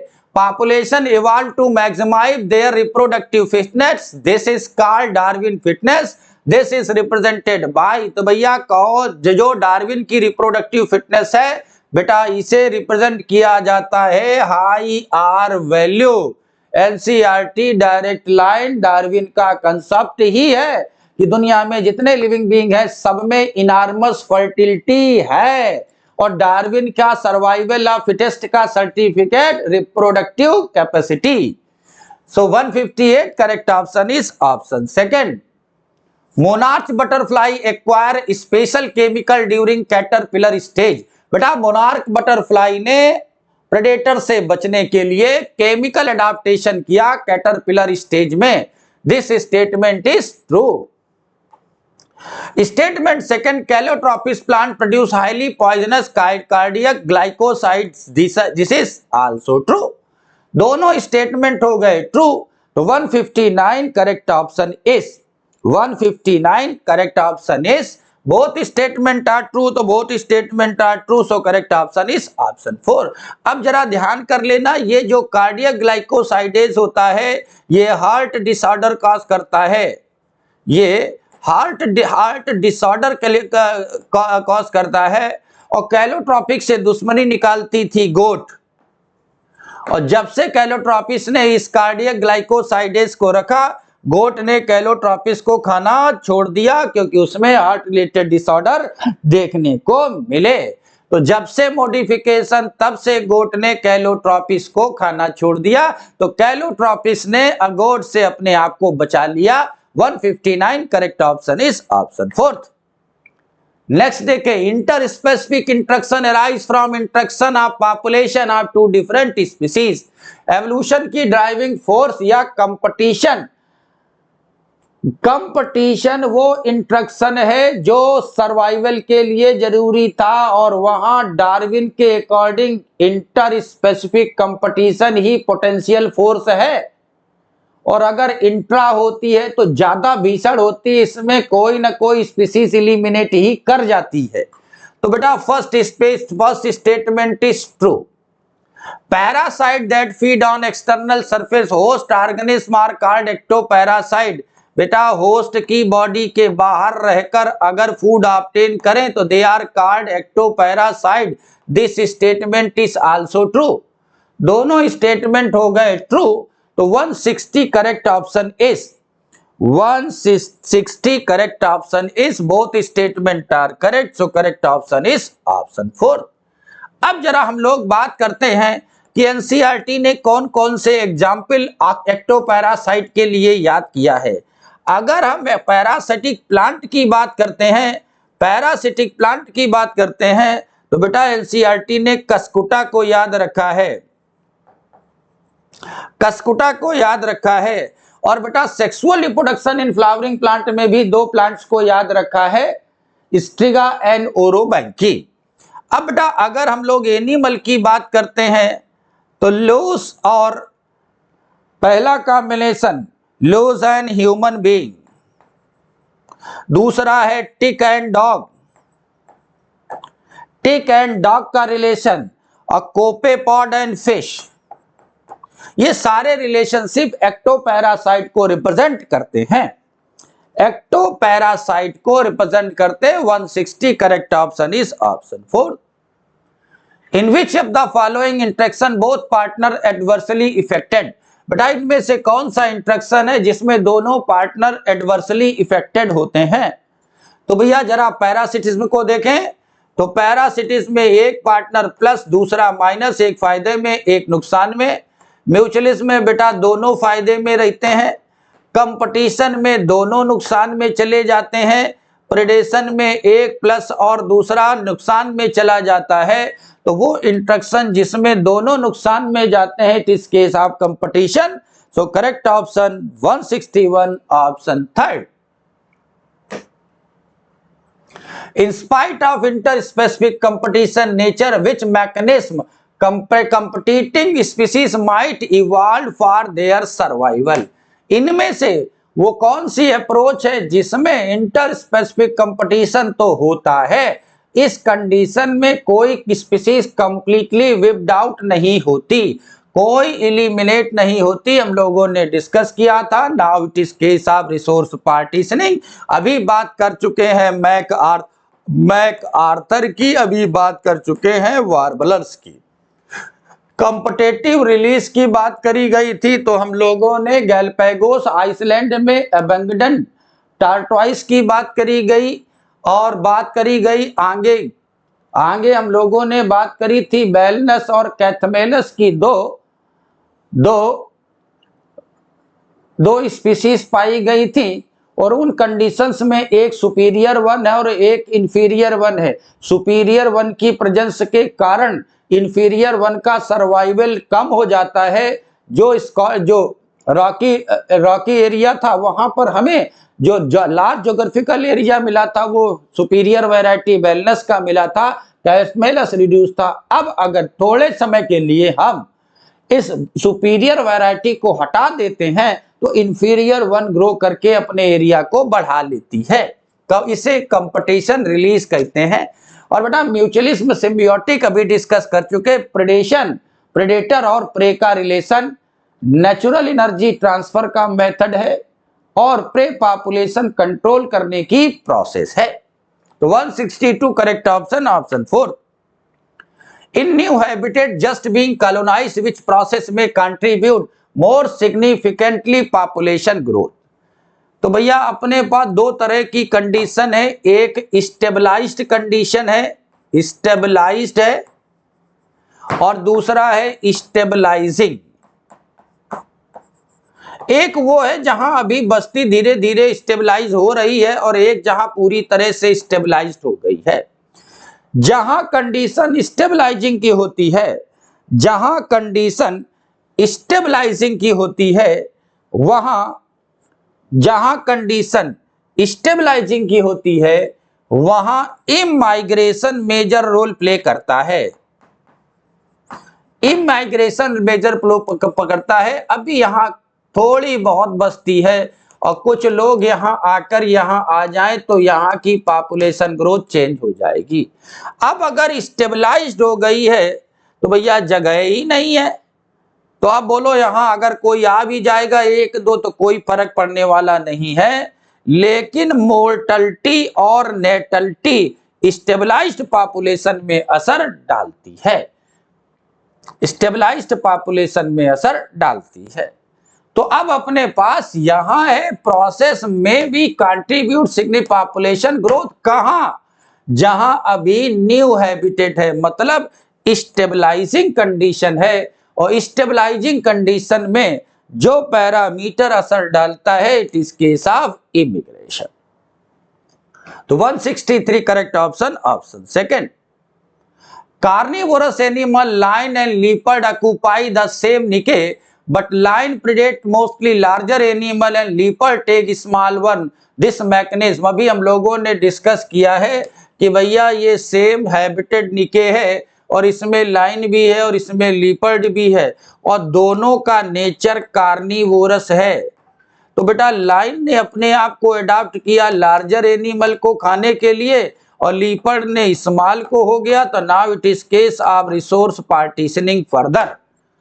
So it is not a case of character displacement altruism, not complete competitive exclusion, it is case of resource partitioning। तो दो एग्जाम्पल याद रखेंगे, वार्बरल स्पीशीज का याद रखेंगे और यहाँ लाइन लीपर्ड का याद रखेंगे। तो 164 correct option is option third. Next देखिए 165, which among these breed once in lifetime? बेटा इनमें से कौन है जो अपनी जिंदगी में एक बार ही ब्रीडिंग करती है? तो एनसीईआरटी का सीधे डेटा है। तो देखो भैया जो सलमान फिश है वो भी वंस ब्रीडिंग, बैम्बू प्लांट भी वंस ब्रीडिंग, 50 से 100 सालों में एक बार ब्रीडिंग करता है, लार्ज प्रोजनी होता है, और उसके बाद डाई हो जाता है। तो पैसिफिक सलमान फिश और बैम्बू प्लांट वंश ब्रीडिंग करते हैं। और बेटा पेलेजिक फिश को याद रखते हैं, पेलेजिक फिश को याद रखते हैं small sized large progeny, large number, small size large number के लिए याद रखेंगे। तो 165 correct option, option fourth. Defence against herbivores are found, इनमें से कौन कौन से प्लांट ने हर्बीवोरस से बचने के लिए एडाप्टेशन किया? किसने किसने हर्बीवोरस से बचने के लिए एडाप्टेशन किया? चलो भाई, हम लोगों ने दो तरह के एडाप्टेशन हर्बीवोरस से देखे थे। पहला मॉर्फोलॉजिकल एडाप्टेशन और दूसरा केमिकल एडाप्टेशन। यही दो अप्रोच हुई थी जो हर्बीवोरस से बचने के लिए। मॉर्फोलॉजिकल एडाप्टेशन में हम लोगों ने देखा बेटा कि थॉर्न बनाया और बेटा स्पाइन्स बने थे। और केमिकल एडाप्टेशन में कार्डियक ग्लाइकोसाइड्स जैसे केमिकल का बनना देखा। तो acacia cactus spine thorn modification, Calotropis chemical modification, cardiac glycosides. पर बेटा मोनार्क बटरफ्लाई एनिमल है और इसने प्रेडेटर से बचने के लिए अपने आप में मॉडिफिकेशन किया और ये इंसेक्ट मॉडिफिकेशन है और हमें हर्बीवोरस ढूंढना है। तो एकेसिया कैक्टस और कैलोट्रोपिस हर्बीवोरस हैं। मोनार्क बटरफ्लाई खुद ही प्रे है, उसने अपने आप को बचने के लिए मॉडिफाई किया है। So it is case of 1 A B C और 166 correct option is option second. The decomposer are fungus, bacteria and flagellate especially abundant in bottom of pond। बेटा जब हम लोगों ने बात करी है पॉन्ड इकोसिस्टम की, तो पॉन्ड इकोसिस्टम के बॉटम में फंजाई भी है, बैक्टीरिया भी है और फ्लैजेलेट डिकम्पोजर के तौर पर पाए जाते हैं। वैसे हम लोग याद करते हैं यूनिसेलुलर डिकम्पोजर बैक्टीरिया और multi cellular decomposer fungus. Flagellate भी डिकम्पोजर के तौर पर यूज होते हैं पॉन्ड में और एनसीईआरटी की लाइन भी है। तो फर्स्ट स्टेटमेंट हो गया ट्रू। सेकंड देखें, the solar input the cycle of temperature, day length and other climatic condition regulate the regulate of the function entire pond.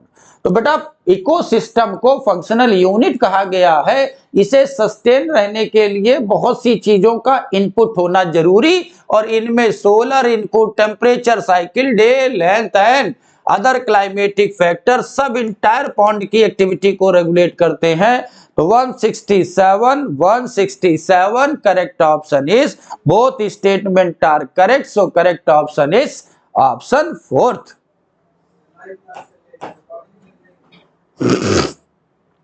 168 देखें, annual net primary productivity dry weight of the whole biosphere approximately. बेटा NCERT का data जो annual net primary productivity है ये पाई जाती है बेटा 170 billion ton. 170 billion ton. अब जब 170 बिलियन टन की हम लोग बात करते हैं तो जरा याद करें कि जो ओशियन है बेटा, जो ओशियन है ये ओशियन एरिया कवर करता है, ओशियन एरिया कवर करता है 70% और प्रोडक्टिविटी देता है 55 बिलियन टन। 55 billion ton. अब देखो एरिया ओशियन का ज्यादा है, प्रोडक्टिविटी है कम, तो क्या हम जानते हैं कि कौन से रीजन है कि जो प्रोडक्टिविटी ओशियन की कम रखते हैं?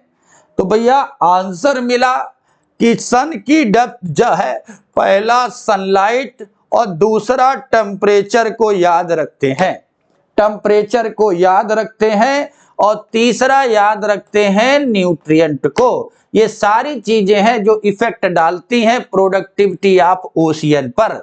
ओशियन की डेप्थ ज्यादा होती इसलिए सनलाइट यहां तक पहुंच ही नहीं पाती। तो यहां जो प्रोड्यूसर होते हैं, यहां जो बॉटम वाले प्रोड्यूसर होते हैं, वो सनलाइट से फोटोसिंथेसिस नहीं, वो कीमोसिंथेसिस से काम चलाते हैं।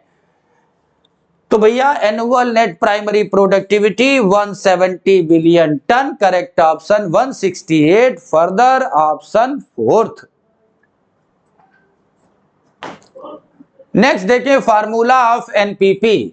आखिर नेट प्राइमरी प्रोडक्टिविटी निकालने का फार्मूला क्या कहलाता है? तो हम लोगों ने पढ़ा कि ये जो ग्रीन प्लांट होते हैं बेटा, ये सनलाइट को एब्जॉर्ब करके करते हैं फोटोसिंथेसिस और बनाते हैं प्राइमरी प्रोडक्ट, प्राइमरी प्रोडक्शन, और इस प्राइमरी प्रोडक्शन को ही प्राइमरी प्रोडक्टिविटी कहते हैं।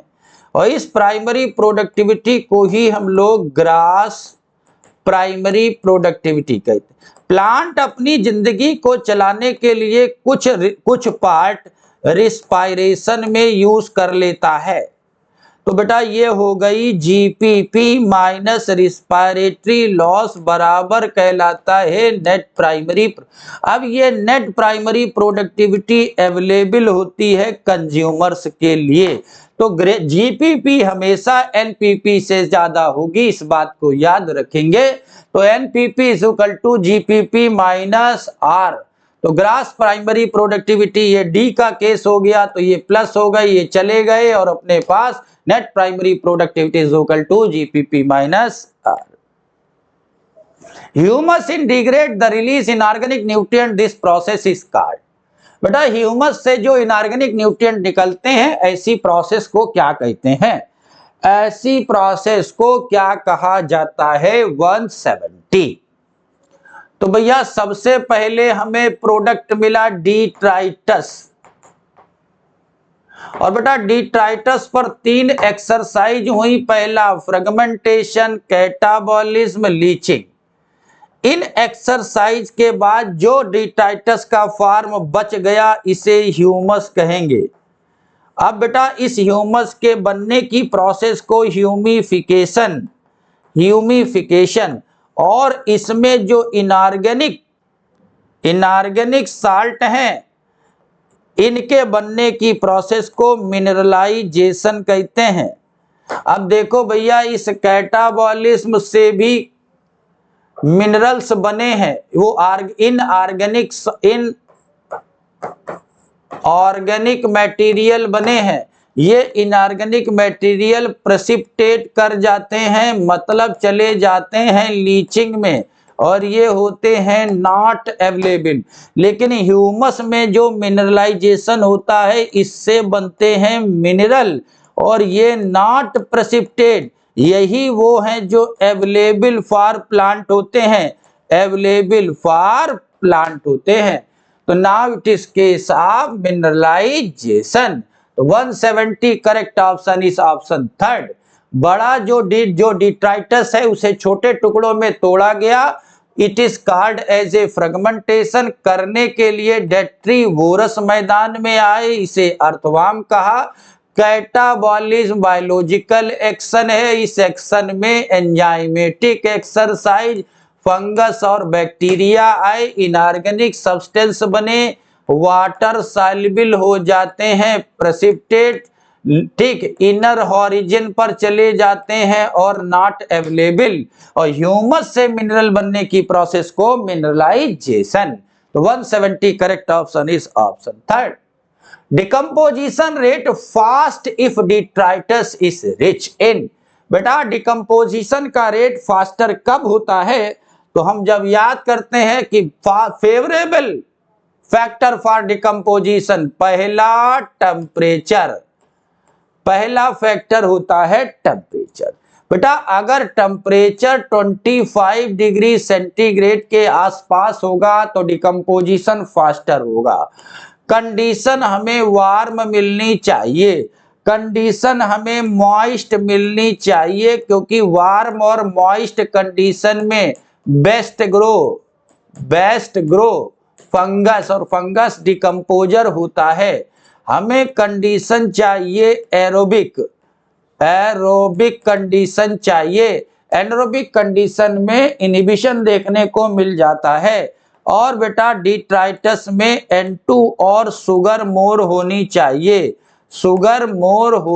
चाहिए। ये सारी कंडीशन है जो रेट को फास्ट करती हैं। तो लिग्निन का जिक्र नहीं है, लेकिन नाइट्रोजन और शुगर कंटेंट है। अदर पैरामीटर भी याद रखेंगे। टेम्परेचर 25 डिग्री के आसपास, वार्म मॉइस्ट कंडीशन होनी चाहिए, ऑक्सीजन की अवेलेबिलिटी होनी चाहिए। 171 correct option is option 4। Next देखें क्वेश्चन नंबर 172। 172 की बात करें फॉर फोटोसिंथेसिस प्लांट। तो प्लांट फोटोसिंथेसिस के लिए जो सनलाइट को एब्जॉर्ब करते हैं उसे हम लोग पार्स के तौर पर यूज करते हैं। और पार्स का यूज करते हैं तो याद रखते हैं प्लांट 400 से 700 वेवलेंथ की लाइट का यूज करते हैं, और करते हैं 2 to 10% ऑफ पार्स।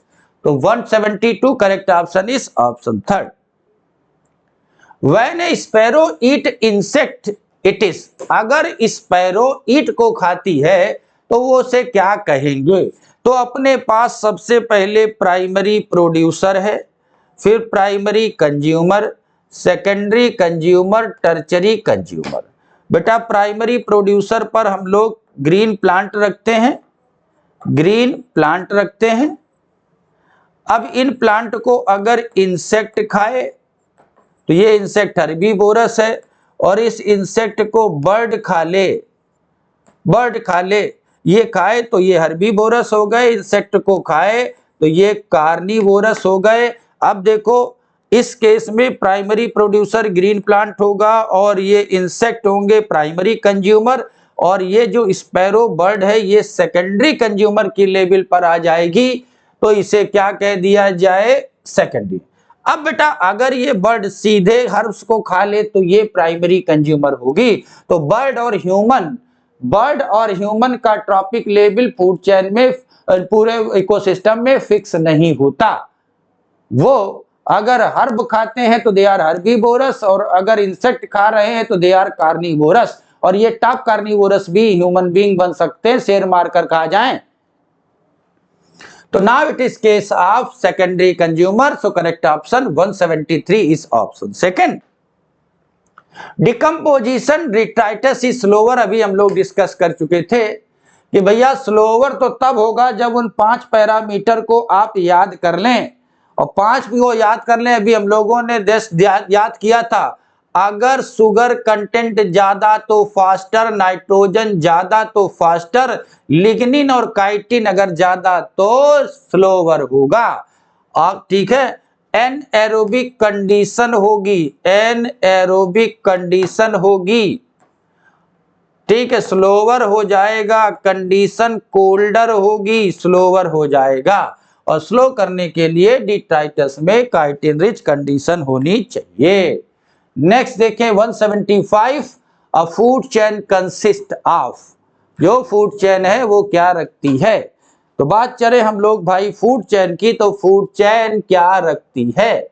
तो फूड चेन बेटा फीडिंग रिलेशनशिप है। किसकी फीडिंग रिलेशनशिप है? Producer plus consumer. और इस फीडिंग रिलेशनशिप में नो डिकम्पोजर, कोई डिकम्पोजर इन्वॉल्व नहीं होता। हमें फूड चेन 2 तरह की देखने को मिलती है, एक ग्रेजिंग फूड चेन और दूसरी डिट्राइटस फूड चेन। तो बेटा इसमें केवल प्रोड्यूसर ओनली नहीं होते, डिकम्पोजर का तो कोई रोल ही नहीं है। तो ये रिलेशनशिप फीडिंग की है प्रोड्यूसर एंड कंज्यूमर। और बेटा जो फूड चेन होती है, ध्यान रखते हैं ये लीनियर चेन होती है, तो ये था 151 to 175। और आगे का मिशन कंटिन्यू करेंगे एलिसन। तो बच्चों अभी तक आप लोगों ने 175 क्वेश्चन कर लिए हैं संगम सर के साथ। और मैं आगे के क्वेश्चन करा रहा हूँ 176 से। और आपको पता है आज आपका RBTS 14 का टेस्ट था जिसमें सारे क्वेश्चंस आ रहे हैं इकोलॉजी के, है ना। तो हम लोगों ने सुबह में आपके पास एक रैपिड फायर भी कराया हुआ है जिसमें आपने अच्छे से पूरे सारे क्वेश्चंस किए हुए हैं और एक एक डेटा आप लोगों ने याद करके रखा हुआ है। अब मैं उसके क्वेश्चंस जो आपके आए हैं देखें आपने कितने कर पाए, आप उसे एनालाइज करिए और होप भरोसा रखिए कि आप सबसे अच्छा पढ़ रहे हैं और कायदे से सारे एग्जाम में क्वेश्चंस आपके निकलने वाले हैं। चलो देखो क्या लिखा हुआ है 176 में, total amount of organic matter that plants produce by photosynthesis is called. तो बताइए कि जो भी ऑर्गेनिक मैटर किसके द्वारा बनाया जा रहा है, फोटोसिंथेसिस के द्वारा। जो फोटोसिंथेसिस के द्वारा बन रहा है तो बताओ उसे हम क्या कहेंगे। तो ऐसी प्रोडक्टिविटी जो मुझे प्लांट से प्राप्त होती है तो ऐसी प्रोडक्टिविटी को हम प्राइमरी प्रोडक्टिविटी कहते हैं। और टोटल बायोमास प्रोडक्शन क्या कहलाता है, हमने कहा प्राइमरी प्रोडक्टिविटी दो तरह की हो गई, एक ग्रॉस प्राइमरी प्रोडक्टिविटी जिसमें टोटल बायोमास प्रोडक्शन है और एक हो गया है NPP मतलब जिसमें से रेस्पिरेटरी लॉस हम निकाल देंगे तो GPP में से रेस्पिरेशन लॉस निकाल देंगे तो बन जाएगी NPP। कहने का मतलब जो आपके पास NPP है वही कंज्यूमर को मिलती है। Consumers are dependent on net primary productivity. तो आप मुझे बताइए यहाँ पर इसे हम क्या कहने वाले हैं, ग्रॉस प्राइमरी प्रोडक्टिविटी। यस, इसे हम नेट नहीं कहते, बायोमास नहीं कहते, यूट्रोफिकेशन नहीं कहते। आंसर आपके पास क्या हो जाता है, फर्स्ट हो जाता है। क्या आपको याद है कि ऐसी प्रोडक्टिविटी जो मुझे कंज्यूमर से मिलती है उसे हम क्या कहते हैं? कंज्यूमर से मिलने वाली उसी प्रोडक्टिविटी को नाम हम देते हैं सेकेंडरी प्रोडक्टिविटी। ऐसी प्रोडक्टिविटी जो कंज्यूमर से प्राप्त होती है उसे हम सेकेंडरी प्रोडक्टिविटी कहते हैं। और जो प्लांट से प्राप्त होती है मतलब जो प्लांट से प्राप्त होती है वो जो प्रोड्यूसर से प्राप्त होती है उसे हम प्राइमरी कहते हैं। और जो कंज्यूमर से मिलती है उसे हम सेकेंडरी प्रोडक्टिविटी कहते हैं। याद रहेगा? गुड। अगला क्वेश्चन देखिए। अगला क्वेश्चन क्या है? अगला क्वेश्चन है आपके पास which statement is not correct. कौन सा स्टेटमेंट इसमें गलत है? देखो निकाल पाओगे कि नहीं।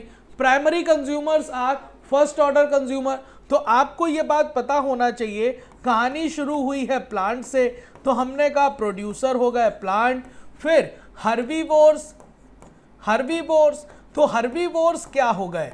हर्बीवोर्स हो गए प्राइमरी कंज्यूमर। क्या हो गए? Primary consumer. ठीक। और हर्बीवोर्स को खाने वाला जो हो गया है उसे हम कहेंगे प्राइमरी कार्निवोर। क्या कहेंगे? Primary carnivores. हो प्राइमरी कार्निवोर्स कैसा हो गया? सेकेंडरी कंज्यूमर हो गया। क्या हो गया? Secondary consumer. प्राइमरी कार्निवोर को खा लिया सेकेंडरी कार्निवोर ने और secondary carnivores comed under tertiary consumer, है ना। और आपके पास सेकेंडरी कार्निवोर को खाया टॉप कार्निवोर ने तो ये आपके पास हो गया टॉप कंज्यूमर। हम इसे टॉप कंज्यूमर भी कह सकते हैं। तो आपके पास लिखा प्राइमरी कंज्यूमर और फर्स्ट ऑर्डर कंज्यूमर। तो हाँ, जो प्राइमरी कंज्यूमर है जिसे हम कह रहे हैं फर्स्ट ऑर्डर कंज्यूमर, बिल्कुल सही बात है, हर्बीवोर्स आएंगे इसमें। Secondary consumers is primary carnivore, जो सेकेंडरी कंज्यूमर को हम प्राइमरी कार्निवोर कहेंगे, ये भी सही है। टर्शरी कंज्यूमर को हम सेकेंडरी कार्निवोर कहेंगे, ये भी सही है। Top carnivore can eaten by secondary carnivore, ये बात गलत है। टॉप कार्निवोर को सेकेंडरी कार्निवोर नहीं खा पाएगा और आपका आंसर हो जाएगा 4, क्योंकि यही गलत है। हो प्रोड्यूसर्स आपके पास क्या हो गए? प्लांट्स हो गए, है ना। क्वेश्चन निकल जाएगा, आसानी से निकल गया होगा। चलो अगला बताओ। लिखा हुआ है स्टेटमेंट बताइए। लिखा हुआ है कि more than 70% of all the species recorded are animals. तो बिल्कुल बात सही है। कहा जाता है कि जो अभी तक नॉन स्पीसीज है वो 1.7 to 1.8 मिलियन है ना, 1.8 मिलियन, जिसे हम मोर देन 1.5 मिलियन भी कह सकते हैं। इसका मोर देन 70% क्या है? एनिमल्स हैं। मोर देन 70% में क्या है, एनिमल्स। और कहा जाता है लेस देन 22%, लेस देन 22% किसकी बात करते हैं, प्लांट्स की, है ना भाई। और उसके अलावा आपको पता है कि अगर इस 70% को हम 100% मान लें तो इस 70% का 70% अकेले इंसेक्ट हैं, तभी कहा जाता है कि हर 10 एनिमल में 7 इंसेक्ट हैं। तो लिखा हुआ है more than 70% all the species recorded are animals, सही बात। फिर लिखा है among the animals insect are most species rich taxonomic group making up more than 70% of total, सही है। तो आपको यह बात भी पता है कि दोनों बातें सही, आंसर क्या हो जाएगा, 4 हो जाएगा। आंसर क्या हो जाएगा बेटा, 4, यस और नो हो जाएगा 4। चलो अगला बताना, अगला क्वेश्चन क्या है, लिखा हुआ है विच स्टेटमेंट इज करेक्ट, इसमें कौन सा स्टेटमेंट करेक्ट है। लिखा हुआ है कि biologist are not sure about how many prokaryotic species there might be. बिल्कुल, हम आपसे कहते हैं कि भाई बिल्कुल बात सही है कि अभी तक जितने भी हम लोगों ने बात करी है, हम अपने इनविजिबल वर्ल्ड के बारे में ज़्यादा जानकारी नहीं रखते, ये बात श्योर है। तो कहते हैं कि हम अपने प्रोकैरियोट्स के बारे में या फिर हम अपने जो में नेकेड आई से नहीं दिख रहा है उसके बारे में हमें ज़्यादा इंफॉर्मेशन नहीं है, ये बात सही है। फिर लिखा India is was among the one of the 12 mega biodiversity country in the of the world. बिल्कुल 12 मेगा बायोडाइवर्सिटी कंट्री है हमारे पास, जिसमें लैंड कवर कितना है इंडिया का 2.4% और बायोडाइवर्सिटी कितनी है 8.1%। Species diversity increases as we move away from equator towards the pole। तो ये इंक्रीज नहीं करती, ये डिक्रीज करती है, और ये वाली लाइन गलत हो गई। और Amazonian rainforest is home to about 3000 species of fishes। क्या ये वाली बात सही है, आप मुझे बताएं, क्या ये वाली बात सही है? तो आपको ये बात बिल्कुल सही है। आंसर आपके पास कौन कौन सा सही आया, ए, बी और D. A B D answer क्या 4 बन रहा है बेटा, बताओ बेटा, ए बी डी आपका आंसर बना है कि नहीं? बिल्कुल। अगला क्वेश्चन बताइए, अगला क्वेश्चन क्या लिखा हुआ है? लिखा हुआ है कि भाई आपको करेक्ट स्टेटमेंट बताने। लिखा हुआ है tropical latitude had a long evolutionary time for species diversification than temperate region because of relatively remaining undisturbed. तो कभी लाइनें लिखी गई हैं ट्रॉपिकल में बायोडाइवर्सिटी ज्यादा क्यों है, किससे, टेम्परेट से। तो कह रहे हैं कि स्पीसीज का डाइवर्सिफिकेशन या स्पेसिएशन या स्पीसीज का फॉर्मेशन एक दिन का प्रोसेस नहीं है, लॉन्ग टाइम का प्रोसेस है। और यहाँ पर आपको अनडिस्टर्ब टाइप का मतलब जो ना आपको इन्वायरमेंट दिखता है, एक जैसा टेम्परेचर है, एक जैसा क्लाइमेटिक चेंज नहीं है, क्लाइमेट एक जैसे हैं, प्रोडक्टिविटी ज़्यादा है, सनलाइट ज़्यादा है, तो सनलाइट ज़्यादा है तो प्रोडक्टिविटी ज़्यादा है, मतलब आपको यहाँ पर कॉम्पिटिशन कम है ना, तो यहाँ पर आपके स्पीसीज का रिचनेस ज़्यादा है, ये वाली बात सही है। लिखा हुआ ट्रॉपिकल इन्वायरमेंट्स आर लेस, बिल्कुल ट्रॉपिकल जो इन्वायरमेंट्स होते हैं लेस सीजनल होते हैं, relatively more constant and predictable, सही है, as compare to temperate. Temperate में स्पीसीज डाइवर्सिफिकेशन या स्पीसीज स्पेशिएशन कम इस वजह से मानते हैं क्योंकि वहाँ पर सीजनल वेरिएशन है, और सीजनल वेरिएशन आपको फ्रिक्वेंटली ग्लेशिएशन वगैरह देखने को मिलेगा। अब कोई स्पीसीज एक दिन में नहीं बनती, हमने कहा मिलियंस ईयर का टाइम लगता है, तो आपको वहाँ पर एक जैसा माहौल रहना चाहिए किसी स्पीसीज को बनने के लिए, जो कि टेम्परेट में देखने को इन जनरल जल्दी नहीं मिलता। दैट्स वाई आपको टेम्परेट में बायोडाइवर्सिटी कम देखने को मिलती है देन द ट्रॉपिकल।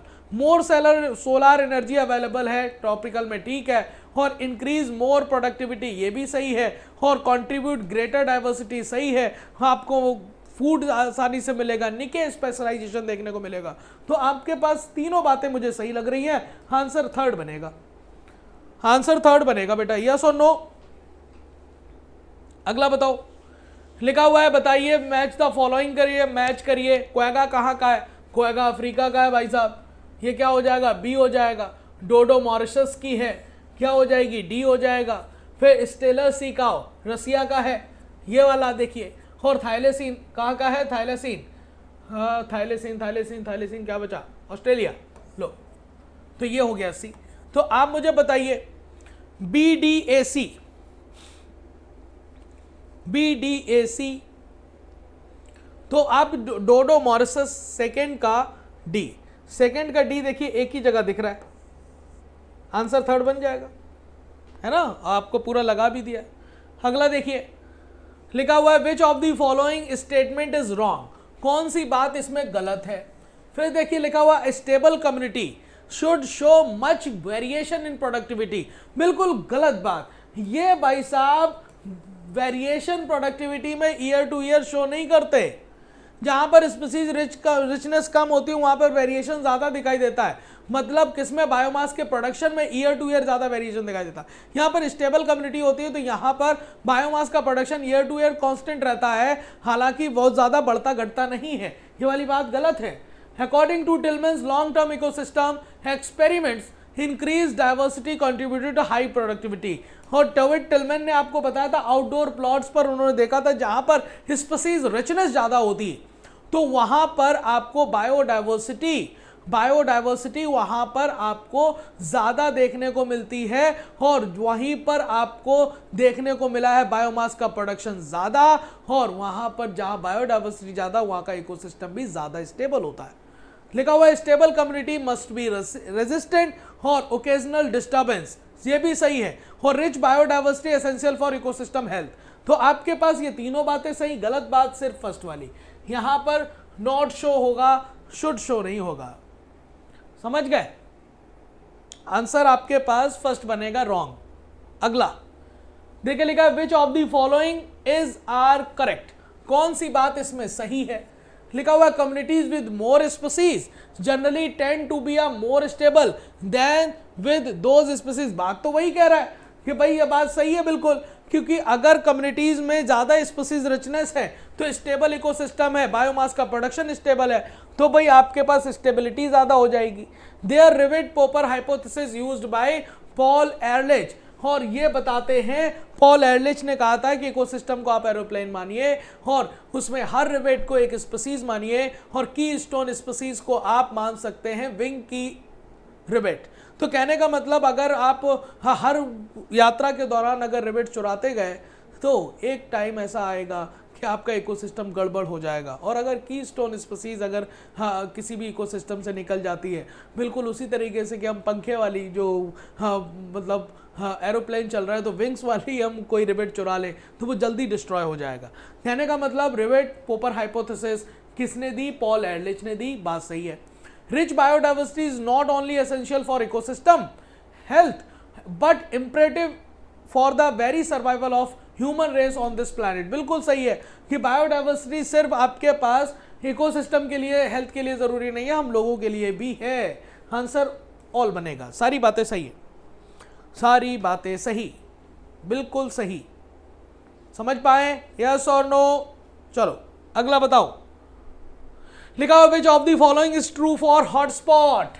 हॉटस्पॉट आपके बारे में क्या क्या बता रहा है, मतलब यहां पर हाई डिग्री ऑफ एंडेमिज्म पाया जाता है। सर इन सीटू कंजर्वेशन, बिल्कुल ऑन साइट कंजर्वेशन है, ऑन साइट कंजर्वेशन है, ठीक है। कवर्स लेस देन 2% एरिया, ठीक है। Can reduce on going mass extinction, बिल्कुल बात सही है। और अप टू कितना, अप टू हम लोगों ने 30% तक रिड्यूस कर लिया है ना। आपके पास आंसर ऑल बन जाएगा, आंसर ऑल हो जाएगा। समझ पाए, अगला बताओ। Correct matching for sacred groups, sacred groups के लिए करेक्ट मैचिंग बताइए। खासी एंड जयंतिया कहां है, मेघालय है, सही बात है ना। फिर अरावली हिल्स, अरावली हिल्स कहां है, राजस्थान। वेस्टर्न घाट कहां है, आपके पास कर्नाटका में, और आपके पास महाराष्ट्र, और आपके मध्य प्रदेश में सरगुजा। तो सारे सही है, first second third fourth, first second third fourth सही है। आंसर फर्स्ट बनना चाहिए, आंसर फर्स्ट बनना चाहिए, यस और नो, बनेगा। अगला बताओ।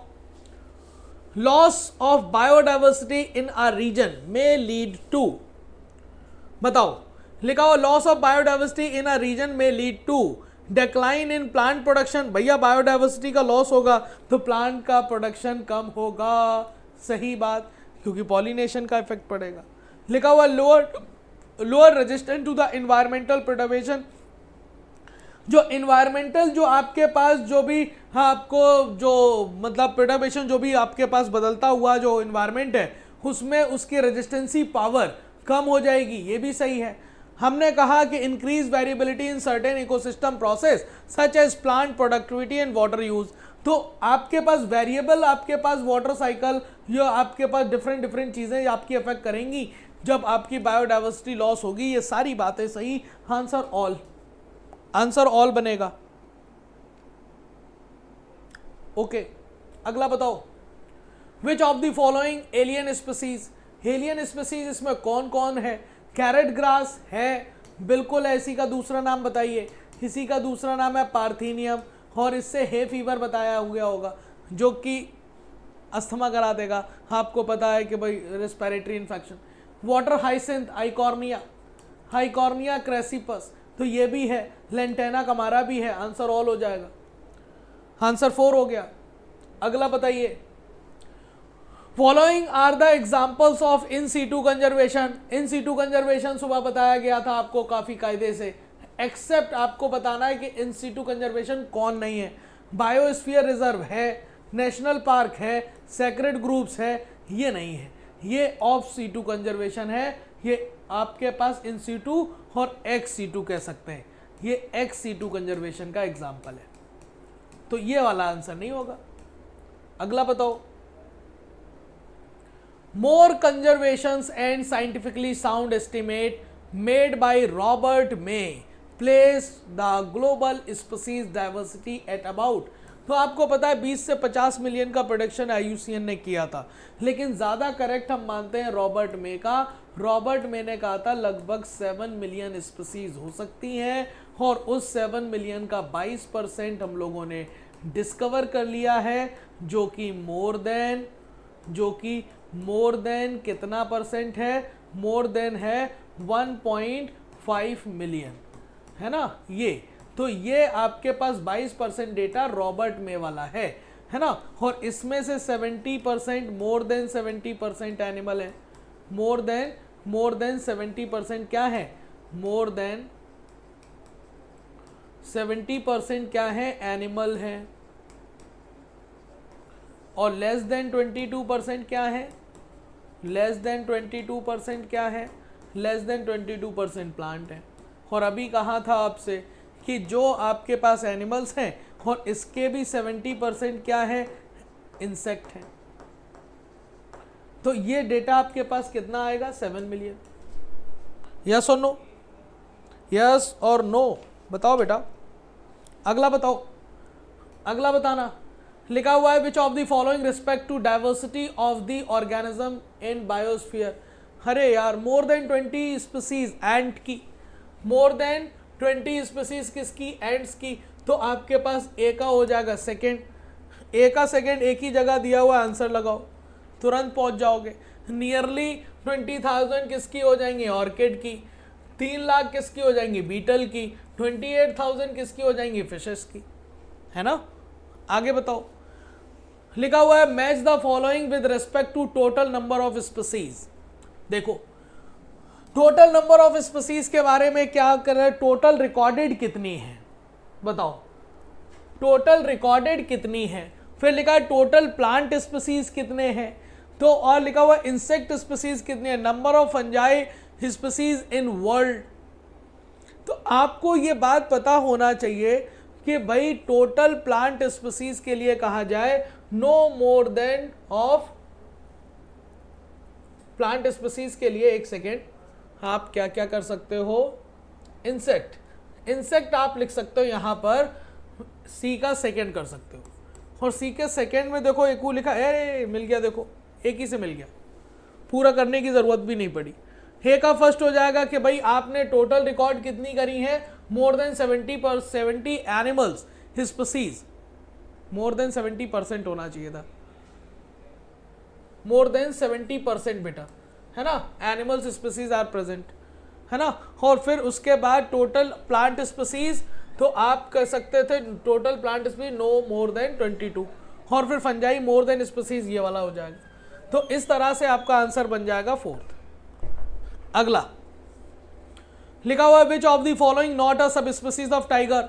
ये वाला क्वेश्चन डायरेक्ट आ गया, बाली भी होगा, जवान भी होगा, कैस्पियन होगा, क्वागा नहीं होगा। क्वेगा आपके पास अफ्रीका से एक्सटिंक्ट स्पीसीज है। फिर लिखा हुआ है India now has 14 biosphere reserve, ठीक है। फिर लिखा हुआ है 190 नेशनल पार्क, नहीं 190 नहीं, गलत, 90 होंगे। और 248 नहीं सेंचुरी, वो 448 होंगे, तो ये वाला ऑप्शन ही गलत हो गया। फिर लिखा हुआ the world summit on sustainable development held in 2002 world summit, है ना, और कहाँ पर, जोहान्सबर्ग साउथ अफ्रीका, ये सही है। तो आपका स्टेटमेंट फर्स्ट गलत है और सेकंड सही, फर्स्ट गलत और सेकंड सही, आंसर थर्ड बन जाएगा। बोलो भाई, आंसर थर्ड बना है कि नहीं? अगला बताना। अगला लिखा हुआ है genetic variation show by the medicinal plant Rauwolfia vomitoria growing in different Himalayan ranges might be in terms of. तो आपको ये बात समझ आनी चाहिए कि अभी हमने कहा था कि भाई हाँ, आपको ये बात समझ आनी चाहिए कि जेनेटिक वेरिएशन में इस बात को समझना कि अगर एक सिंगल स्पीसीज को लेकर जीन की वेरिएशन की बात करता है, 1000 वैरायटी ऑफ राइस क्या बताएगा, सॉरी मैंगो क्या बताएगा, जेनेटिक वेरिएशन। राउवुल्फिया वोमिटोरिया का डिफरेंट पोटेंसी का रेसरपाइन प्राप्त होना क्या बताएगा, जेनेटिक डाइवर्सिटी। आपसे कहा जाए कि भैया आपसे 21,000 वीट की पाई जाती है इंडिया में राइस, वो वीट की वैरायटी, तो बताओ ये कौन सी डाइवर्सिटी है, जेनेटिक डाइवर्सिटी है। तो ये आपको कौन सी बताएगी, ये जेनेटिक डाइवर्सिटी बताएगी, लेकिन पोटेंसी और कंसंट्रेशन के बिहाफ पर बता रही है, मॉर्फोलॉजी, एनाटॉमी और फिजियोलॉजी के बिहाफ पर नहीं। अगला, अब अभी हम आपने देखा होगा Z वैल्यू आपकी चेंज होती रहती है, S बराबर log C plus Z log A, species area, relationship, Alexander von Humboldt, naturalist, याद आया, एरिया बढ़ाओगे तो स्पीसीज रिचनेस बढ़ेगा, लेकिन अप टू अ लिमिट। लेकिन आपको ये बात समझ आना चाहिए कि Z की वैल्यू, रिग्रेशन कॉफिशिएंट की वैल्यू 0.1 से 0.2 तक वेरी करती है। इस बात के टैक्सोनॉमिक ग्रुप या फिर किसी रीजन पर डिपेंड नहीं करती, इतने में ही वेरी करती है। ए का फर्स्ट हो जाएगा। फिर लिखा है 0.6 से 1.2, जब आप बहुत बड़ा एरिया ले लोगे, है ना, तो आप पूरा बड़ा एरिया ले लोगे तो हमने कहा species area relationship very large, like entire continent ले लोगे तो Z की वैल्यू इसके बीच वेरी करती है, थर्ड हो जाएगा।